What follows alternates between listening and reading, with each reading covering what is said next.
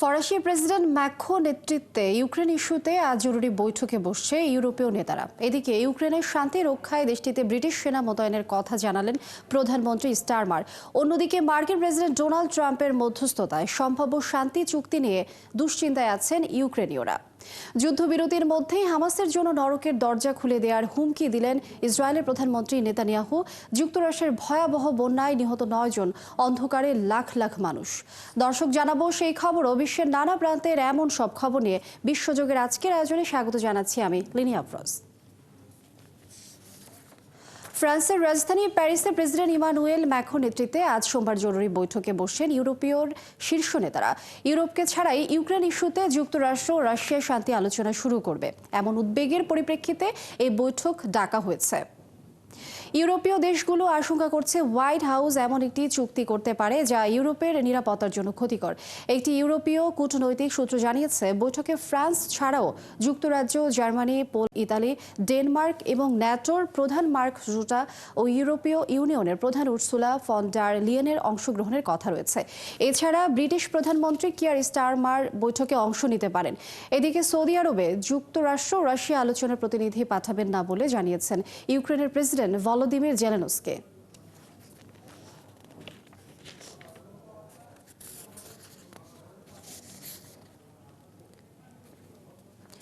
ইউক্রেনের শান্তি রক্ষায় দেশটিতে ব্রিটিশ সেনা মোতায়েনের প্রস্তুত যুক্তরাজ্য। সোমবার এই কথা জানিয়েছেন ব্রিটিশ প্রধানমন্ত্রী কিয়ার স্টারমার। ডেইলি টেলিগ্রাফে লেখা এক নিবন্ধে তিনি বলেন, ভবিষ্যতে যদি রুশ প্রেসিডেন্ট ভ্লাদিমির পুতিনের আরও আগ্রাসন আটকাতে হয় তাহলে ইউক্রেন নিরাপত্তার জন্য কাজ করতে হবে। প্রয়োজনে সেখানে নিজস্ব সেনা মোতায়েন করতেও রাজি আছে যুক্তরাজ্য। ব্রিটিশ প্রধানমন্ত্রীর মতে, ইউক্রেনের নিরাপত্তা নিশ্চিত করা মানেই ইউরোপ এবং যুক্তরাজ্যের নিরাপত্তা নিশ্চিত করা। তবে সাবেক ব্রিটিশ সেনাপ্রধান লর্ড ডানাট জানিয়েছেন, যুক্তরাজ্যের সেনাবাহিনী ইউক্রেনে কোনো সম্ভাব্য শান্তিরক্ষা মিশন পরিচালনা করতে পারবে না। তিনি বলেন, ইউক্রেনে শান্তি বজায় রাখতে প্রায় 1 লাখ সেনা দরকার হবে, যেখানে যুক্তরাজ্যের পক্ষ থেকে অন্তত 40,000 সেনা মোতায়েন করা লাগবে, যা বর্তমানে সম্ভব নয়।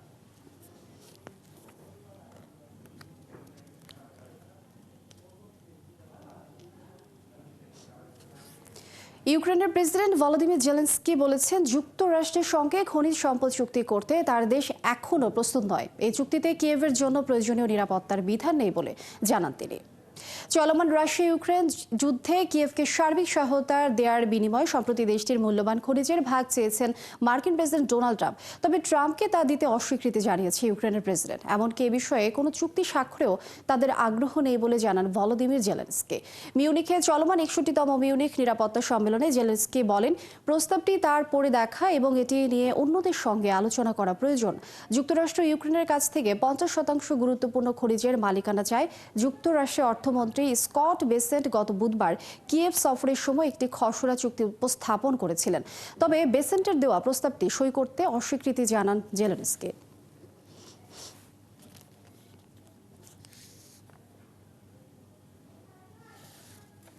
মার্কিন প্রেসিডেন্ট ডোনাল্ড ট্রাম্পের মধ্যস্থতায় সম্ভাব্য শান্তি চুক্তি নিয়ে দুশ্চিন্তায় আছেন ইউক্রেনীয়রা। মার্কিন সংবাদ মাধ্যম CNN এ প্রকাশিত এক প্রতিবেদনে বলা হয়েছে, ইউক্রেনীয়দের আশঙ্কা, কিয়েভের চাওয়াকে উপেক্ষা করে ওয়াশিংটনের উদ্যোগে শান্তি চুক্তি করলে তা ইউক্রেনীয়দের জন্য ভালো কিছু বয়ে আনবে না। বিস্তারিত মনিরুজ্জামান বাবুর প্রতিবেদনে। ইউক্রেনের সঙ্গে চুক্তি ভঙ্গের দীর্ঘ ইতিহাস রয়েছে রাশিয়ার। 1994 সালে ইউক্রেন নিজেদের পারমাণবিক অস্ত্র ত্যাগ করতে সম্মত হয়।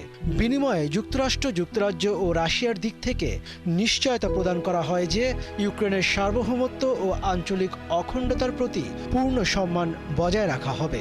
অবশ্য সেই সম্মান বজায় থাকে কেবল 2 দশক। 2015 সালে ক্রিমিয়া দখল করে যুদ্ধবিরতি চুক্তি স্বাক্ষর করে মস্কো। এর 7 বছর পর আবার ইউক্রেনে পূর্ণ সামরিক আগ্রাসন শুরু করে, যা প্রায় 3 বছর ধরে চলছে। সম্প্রতি পুতিনের সঙ্গে ফোনালাপ করেছেন ট্রাম্প। 1.5 ঘন্টার ওই বৈঠক শেষে মার্কিন প্রেসিডেন্ট বলেন, সমঝোতার জন্য পুতিনের সঙ্গে বিস্তারিত আলোচনার উদ্যোগ নিচ্ছেন তিনি। তবে এই উদ্যোগের পরও ইউক্রেনীয়রা তাদের হারানো ভূমি ফিরে পাবে বলে মনে করছে না। ট্রাম্পের পরিকল্পনা হলো ইউক্রেনকে যতটা সম্ভব লুট করা এখানে শান্তি প্রতিষ্ঠা করা নয়।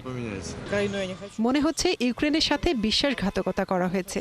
এখন যা বলা হচ্ছে তাতে ইউক্রেনের জন্য আমি ভালো কিছু দেখতে পাচ্ছি না। সিএনএন ও মানবাধিকার সংস্থাগুলোর দাবি অনুযায়ী রুশ সেনাবাহিনীর হাতে অধিকৃত অঞ্চলে হাজারো মানুষ নির্যাতনের শিকার হয়েছেন এবং হচ্ছেন। গবেষণা প্রতিষ্ঠান ইউক্রেনিয়ান প্রিজমের পররাষ্ট্রনীতি বিশেষজ্ঞ ইউলিয়া কাজদোবিনা বলেছেন, পুতিন শান্তি প্রতিষ্ঠা করতে চান বলে তিনি বিশ্বাস করেন না। তিনি বলেন, রাশিয়ার সঙ্গে তাদের আগেও একাধিকবার সমঝোতা হয়েছে, কিন্তু যখনই শান্তি প্রতিষ্ঠার জন্য কোনো ত্যাগ স্বীকারের প্রয়োজন হয়, রাশিয়া চুল পরিমাণও ছাড় দেয় না। বিভিন্ন সময় নিজের লক্ষ্যের কথা প্রকাশ করতেও কোনো রাগঢাক করেননি রুশ প্রেসিডেন্ট ভ্লাদিমির পুতিন। ইউক্রেনের পূর্বাঞ্চলীয় দনেস্ক ও লুহান্স্কের পূর্ণ নিয়ন্ত্রণ চান বলেও জানিয়েছিলেন তিনি। ইউক্রেনের বিশ্লেষকরা মনে করছেন, আবারও হামলা চালিয়ে আরও ভূমি দখল করে নেওয়া থেকে পুতিনকে কেউ থামাতে পারবে না। ইউরোপ ও যুক্তরাষ্ট্রের সহায়তা না পেলে এখন যতই শান্তি চুক্তি করা হোক, কয়েক বছর পরই আবার যুদ্ধ শুরু হয়ে যাবে। মনিরুজ্জামান বাবু, ৭১।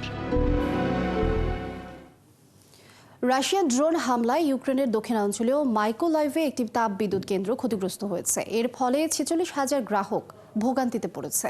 ইউক্রেনের প্রধানমন্ত্রী ডেনিস শামিহাল এ তথ্য জানিয়েছেন। তিনি জানান, আক্রান্ত এলাকায় তাপমাত্রা 0 ডিগ্রি সেলসিয়াসের নিচে রয়েছে। বিদ্যুৎবিহীন অবস্থায় সেখানে বিপর্যয় দেখা দিয়েছে। রাশিয়া গত রাতে ১৪৩টি ড্রোন দিয়ে ইউক্রেনের উপর হামলা চালায়। তবে ইউক্রেনের সেনাবাহিনী জানিয়েছে তারা ৯৫টি ড্রোন ভূপাতিত করেছে এবং ৪৬টি ড্রোন তাদের লক্ষ্যস্থলে পৌঁছতে পারেনি। ইউক্রেনীয় কর্মকর্তারা জানিয়েছেন, এই হামলায় অন্তত একজন আহত হয়েছে এবং কিয়েভ অঞ্চলে বাড়িঘর ক্ষতিগ্রস্ত হয়েছে। সম্প্রতি ইউক্রেনে হামলার মাত্রা বাড়িয়েছে রাশিয়া। যুক্তরাষ্ট্রের কাছ থেকে ২,০০০ পাউন্ড ওজনের MK-84 বোমার চালান ইসরায়েলে পৌঁছেছে। বাইডেন প্রশাসন এই চালান আটকে দিলেও ট্রাম্প আসার পরই এটি ছাড়পত্র পেয়ে যায়। যুদ্ধবিরতির মধ্যে এত বড় অস্ত্রের চালান ইসরায়েলকে দেওয়ার উদ্বিগ্ন ফিলিস্তিনিরা। এদিকে হামাসের জন্য নরকের দরজা খুলে দেওয়ার হুমকি দিলেন ইসরায়েলের প্রধানমন্ত্রী বেনিয়ামিন নেতানিয়াহু। সৃষ্টি ঘটকের প্রতিবেদন। ২০২৩ সালের ৭ অক্টোবর গাজা যুদ্ধ শুরুর পর ইসরায়েলকে কয়েক বিলিয়ন ডলারের সহায়তা ঘোষণা করে যুক্তরাষ্ট্র। এরই অংশ হিসেবে ২,০০০ পাউন্ডের বোমার একটি চালান পাঠিয়েছিলেন তৎকালীন মার্কিন প্রেসিডেন্ট জো বাইডেন। এসব বোমা ব্যবহারে বেসামরিক জনগণের ব্যাপক ক্ষতি হতে পারে, বিশেষ করে গাজা যুদ্ধে ব্যবহার করা হতে পারে এই আশঙ্কায় ইসরায়েলকে বোমা সরবরাহ বন্ধ করে দিয়েছিলেন বাইডেন প্রশাসন। তবে ট্রাম্প দায়িত্ব নেয়ার পরই বাইডেনের স্থগিতাদেশ বাতিল করেন। ট্রাম্প জানান, ইসরায়েল অর্থ দিয়েছিল এমন অনেক জিনিস বাইডেন সরবরাহ করেননি, সেগুলো এখন পাঠানো হচ্ছে। তারই অংশ হিসেবে এই বোমার চালান পাঠানো হলো। মার্কিন সংবাদ মাধ্যম CNN বলছে, বোমার এই চালান এমন সময় ইসরায়েলের হাতে এসেছে যখন গাজায় হওয়া যুদ্ধবিরতি নাজুক অবস্থায় আছে। এই বিরতি যে কোনো সময় ভেঙে পড়ার আশঙ্কা জানিয়েছে গাজাবাসী। ইসরায়েলি বাহিনী যুক্তরাষ্ট্রের পাঠানো বোমা বারুদ দিয়ে নিরীহ ফিলিস্তিনিদের ওপর হামলা চালাচ্ছে। এটি তাদের অজানা নয়। হামলায় আমাদের নারী, শিশুরা, এমনকি বৃদ্ধরাও প্রাণ হারাচ্ছেন। তারপরও ইসরায়েলের কাছে অস্ত্র বিক্রি করে যাচ্ছে যুক্তরাষ্ট্র।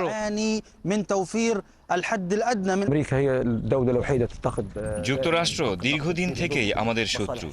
জাতিসংঘে আমাদের পক্ষের যে কোনো প্রস্তাবে ভেটো দেয় দেশটি। ওদের মাথা ব্যথা শুধু ইসরায়েলকে নিয়ে। ইসরায়েল যেন যুক্তরাষ্ট্রেরই একটি অংশ। এদিকে ফিলিস্তিনি সংগঠন হামাস সব ইসরায়েলি জিম্মিকে মুক্তি না দিলে গাজায় নরকের দরজাগুলো খুলে দেওয়া হবে বলে হুমকি দিয়েছেন দেশটির প্রধানমন্ত্রী বেনিয়ামিন নেতানিয়াহু। রবিবার যুক্তরাষ্ট্রের পররাষ্ট্রমন্ত্রী মার্কো রুবিওর সঙ্গে দেয়া এক যৌথ বিবৃতিতে এই হুমকি দেন তিনি। মার্কিন পররাষ্ট্রমন্ত্রীর দায়িত্ব নেয়ার পর প্রথমবার ইসরায়েল সফরে রয়েছেন মার্কো রুবিও। ইসরায়েলপন্থী হিসেবে পরিচিত রুবিও সংবাদ সম্মেলনে ট্রাম্পের গাজা পরিকল্পনার কথা আবারও স্মরণ করিয়ে দেন। সৃষ্টি ঘটক, ৭১। ফিলিস্তিনি অবরুদ্ধ গাজা ভূখণ্ডে ধ্বংসস্তূপের ভেতর থেকে আরও 6 জনের লাশ উদ্ধার করা হয়েছে। এর ফলে অবরুদ্ধ এই উপত্যকাটিতে নিহতের মোট সংখ্যা 48,270 ছাড়িয়ে গেছে। গাজার স্বাস্থ্য মন্ত্রণালয়ের এক বিবৃতিতে বলা হয়েছে আরও 5 জন আহত ব্যক্তিকে হাসপাতালে ভর্তি করা হয়েছে। এদিকে 80 বছর বয়সী এক ফিলিস্তিনি বৃদ্ধের সঙ্গে করা ভয়াবহ নিষ্ঠুরতার কথা ফাঁস করেছেন ইসরায়েলের এক সেনা সদস্য, যাকে গলায় বিস্ফোরক বেঁধে দীর্ঘ 8 ঘন্টা হাঁটানো হয়। জানা যায় ওই বৃদ্ধকে বাড়ি ও সুড়ঙ্গে ঢুকতে বাধ্য করার পর তাকে ও তার স্ত্রীকে আল মাওয়াসি নামক এলাকায় চলে যেতে বলা হয়। কিন্তু ওই বৃদ্ধ দম্পতি আল মাওয়াসির দিকে রওনা দেওয়ার একটু পরেই অন্য সেনারা দুজনকেই গুলি করে হত্যা করে। তাদের মরদেহ পরবর্তীতে রাস্তায় পড়েছিল বলে জানান ওই ইসরায়েলি সেনা কর্মকর্তা।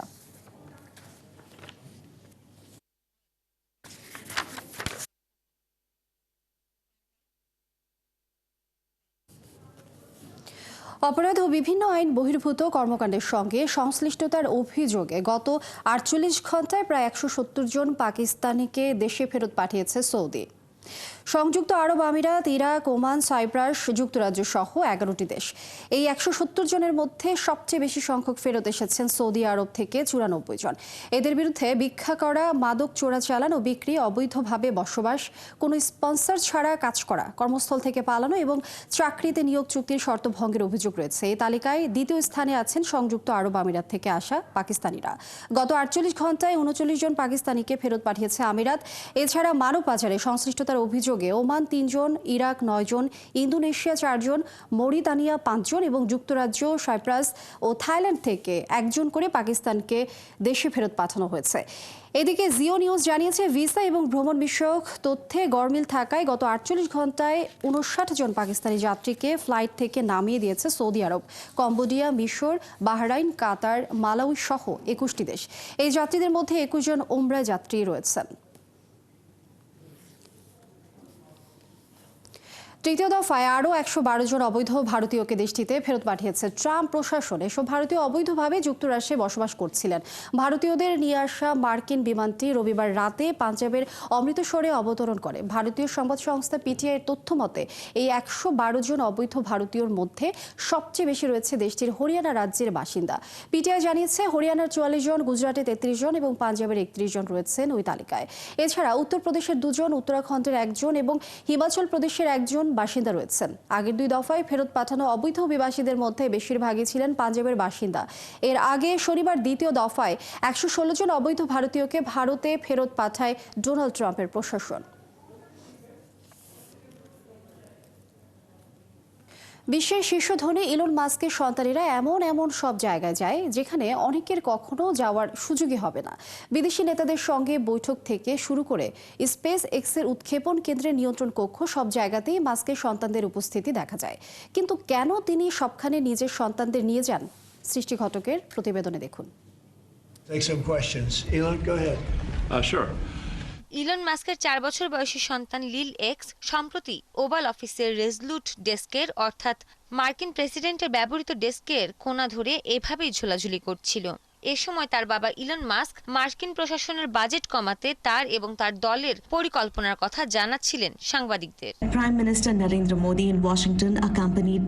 গত বৃহস্পতিবার প্রযুক্তি ও উদ্ভাবন সংক্রান্ত বিভিন্ন বিষয় নিয়ে যুক্তরাষ্ট্র সফররত ভারতীয় প্রধানমন্ত্রী নরেন্দ্র মোদীর সঙ্গে আলোচনা করেন মাস্ক। তখন সেখানে এক্স সহ মাস্কের 3 সন্তান উপস্থিত ছিল।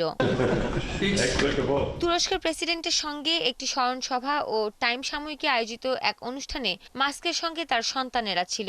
কিন্তু মাস্ক কেন তার সন্তানদের এভাবে সঙ্গে রাখেন, এমন প্রশ্ন উঠতে শুরু করেছে অনেকেরই মনে। আমেরিকান বিশ্ববিদ্যালয়ের গণযোগাযোগ বিভাগের অধ্যাপক কার্ল ব্র্যাডকের মতে এটা মাস্কের জন্য একটি রাজনৈতিক কৌশল। তিনি জনসাধারণের কাছে নিজেকে অনেক বেশি ব্যক্তিত্ববান ও মানবিক হিসেবে উপস্থাপন করতে চান। এক্ষেত্রে অন্য বিষয় নিয়েও মনোযোগ সরিয়ে কিছু বিষয়ের দিকে দৃষ্টি আকর্ষণ করার চেষ্টা করা হচ্ছে বলে মনে করেন এই বিশেষজ্ঞ। কৌশলগত যোগাযোগ বিশেষজ্ঞ ও হার্ভার্ড বিশ্ববিদ্যালয়ের শিক্ষক জন হ্যাবার বলেন, পরিবেশ যত বিশৃঙ্খল থাকবে, ট্রাম্পের দিকে অন্যদের মনোযোগ তত কম থাকবে। অবশ্য রাজনীতিতে যুক্ত হওয়ার অনেক আগে থেকেই বিভিন্ন জায়গায় মাস্কের সঙ্গে তার সন্তানদের দেখা গেছে। 1 দশক আগে যখন মাস্কের এত শক্তপোক্ত অবস্থান তৈরি হয়নি, ঠিক সবে টেসলার বৈদ্যুতিক গাড়ির প্রতি মানুষের মনোযোগ আকর্ষণের চেষ্টা করছিলেন, তখনও সন্তানদের তার পাশে দেখা গেছে। 3 সঙ্গী সঙ্গে মাস্কের 12 জন সন্তান আছে।